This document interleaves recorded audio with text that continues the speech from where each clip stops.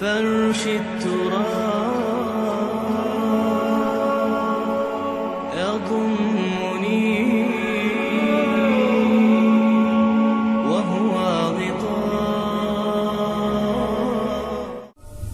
کوئی شخص یقین کے ساتھ نہیں کہہ سکتا کہ اب حالات کا کیا رخ ہوگا، اس لیے کہ ظاہر بات ہے قرآن مجید میں مستقبل کے بارے میں خود حضور سے کہلوایا گیا، وَإِنْ أَدْرِي أَقَرِيبٌ أَمْ بَعِيدٌ مَا تُوعَدُونَ. لوگوں مجھے معلوم نہیں ہے کہ جس بات کی تمہیں خبر دی جا رہی ہے وہ قریب آ چکا ہے یا دور ہے. وَإِنْ أَدْرِي لَعَلَّهُ فِتْنَةٌ لَكُمْ وَمَتَاعٌ إِلَىٰ حِينٍ. اور میں نہیں جانتا، ہو سکتا ہے اللہ کچھ اور مہلت دے دے تمہیں، اور کچھ اور آزمائش جو ہے اس کے لیے تمہارے لیے کوئی اور مہلت عطا فرما دے، ہو سکتا ہے. تو میں بھی کسی دعوے سے نہیں کہہ رہا، لیکن دو امکانات ہیں. امکان نمبر ایک کیا ہے؟ ابھی عالم اسلام کا ایک سالڈ بلاک ہے جو یہودی ورلڈ آرڈر کی نگاہوں میں کھٹک رہا ہے. میں کھٹکتا ہوں دل یزداں میں کانٹے کی طرح. اگرچہ ان کی اسٹریٹجی کیا ہے؟ ایک ایک کر کے ان کے حصے بکھرے کر کے تیا پانچا کرو. ابھی وہ بلاک کون سا ہے؟ ایران ہے، افغانستان ہے، پاکستان ہے، اور روسی ترکستان سے آزاد ہونے والی جو ریاستیں ہیں. یہ ایک سالڈ بلاک. یہ عجمی مسلمان عربی نہیں، عربی گئے، یہ نوٹ کر لیجئے.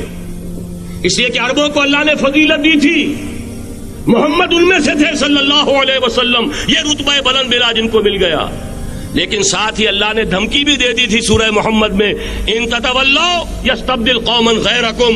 اگر تم پیٹھ دکھا دو گے اس مشن کو جو ہم نے تمہارے حوالے کیا ہے، تمہیں ہٹائیں گے، کسی اور کو لے آئیں گے. اور یہ بات ہو چکی ہے 13ویں صدی عیسوی میں. 1258 میں جب سقوط بغداد ہوا ہے، عربوں کے ہاتھ سے عالم اسلام کی قیادت چھین لی گئی، معذور کر دیا. اس کے بعد قیادت کن کے ہاتھوں میں آئی؟ ترکوں کے ہاتھ میں. ترکان تیموری ہندوستان میں، ترکان صفوی ایران میں، ترکان سلجوقی مڈل ایسٹ میں، اور ترکان عثمانی کا تو کہنا ہی کیا ہے. وہ ایشیا مائنر سے چل کر آپ کو معلوم ہے کہ مشرقی یورپ کا کتنا بڑا علاقہ، دی گریٹ آٹومان امپائر اس صدی کے آغاز تک قائم تھی. اس صدی میں عجیب عجیب معجزے ہوئے ہیں.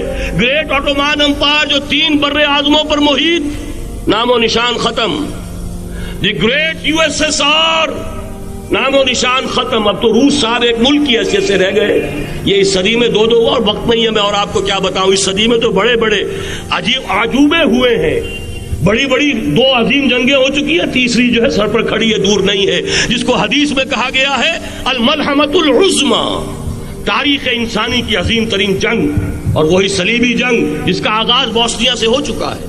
بہرحال اس وقت جو میں کہہ رہا تھا، ورنہ میرے پاس تو یعنی یہ کہ درد دل کہنے کے لیے وقت نہیں ہے، مجھے اپنی بات کو محدود کرنا پڑ رہا ہے. لیکن میں اب آ رہا ہوں اصل موضوع کی طرف، کہ ایک امکان تو یہ ہے کہ اس بلاک میں اسلام کا احیاء ہو، اور اس کے لیے کچھ نویدیں بھی موجود ہیں احادیث نبویہ میں.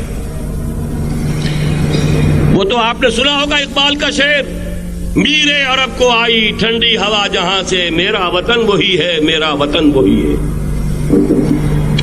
حدیث میں آتا ہے یخرج ناس من المشرق یؤتون للمہدی، یعنی سلطان ہی، مشرق سے فوجیں نکلیں گی یہ جو کہ مہدی کی حکومت قائم کریں گی، اور یہ ہوں گے حضرت فاطمہ کی نسل ہی سے رضی اللہ تعالی عنہا. لیکن عالم عرب کے اندر پھر ایک طاقت بن کر ابھریں گے، باطل کی قوتوں کے خلاف جہاد کریں گے. لیکن ان کو مدد آئے گی 2 طرف سے.